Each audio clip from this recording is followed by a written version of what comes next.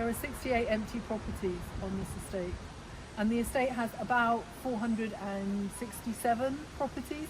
So what's that? A ninth? I'm not sure. No, pick. It's more than 10%. It's about 15%. Yes.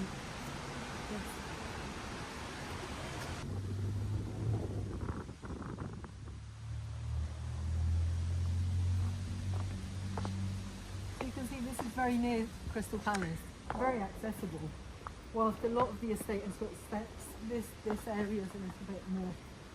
You could do it with a wheelchair if you needed to. Like, how is the estate doing generally? Because obviously, you know, Lambeth kind of wants it to fall into disrepair, but I don't know, you know, if it's got worse in that respect over time. Well, if you ask me, I kind of think the estate's okay, but some people still complain a lot. But there's things like they don't clear the gutterings of the roof. It's the systematic repairs they're not doing, and it creates they're not repairing it. Look at this. The 3-bedroom masonette with a little patio out the back. Empty. Who knows how long? Years, I would imagine. This one's bought back. This one was bought back for $500,000. So they're buying back these properties with huge sums of money. I don't know about this one. This one might be an ex-council, still be a council one.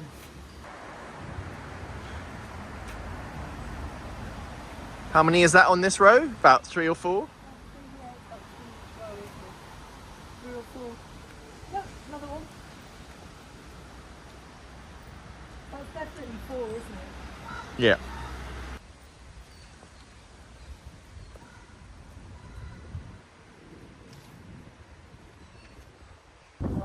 And this used to be open plan, and then the council spent 100,000 building that, but it's actually too small.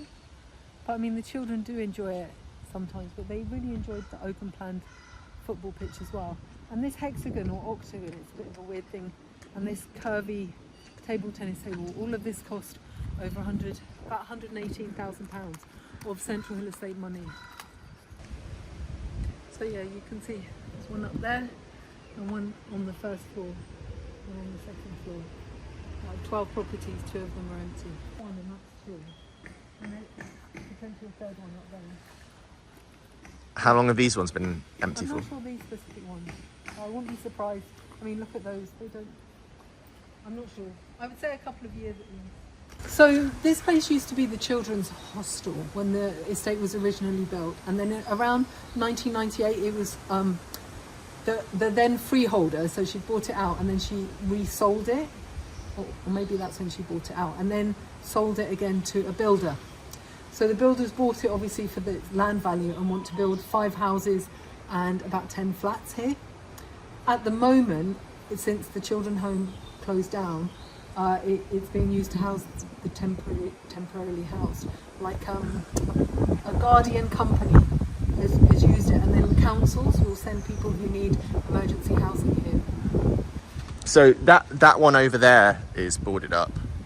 So yeah, this family rented it privately and it had a leak, but they loved it so much they still carried on living there, and it shorted all the lights on the top.